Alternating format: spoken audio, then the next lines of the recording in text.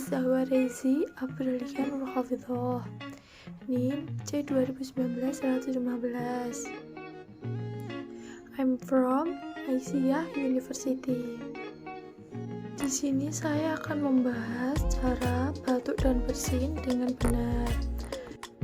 Number 1, cover your mouth and nose with a tissue when you choke or sneeze. Artinya, tutup mulut dan hidungmu dengan tisu ketika batuk atau bersin.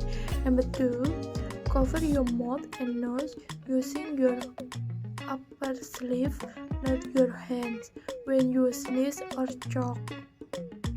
Artinya, tutup mulut dan hidungmu dengan lengan atas, bukan menggunakan tangan ketika bersin atau batuk. Number 3, put your soft tissue in the waste basket.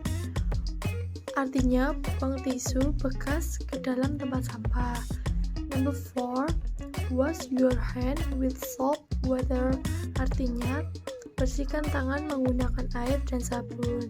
Number 5, clean them with alcohol-based hand scrub if soap and water are not available.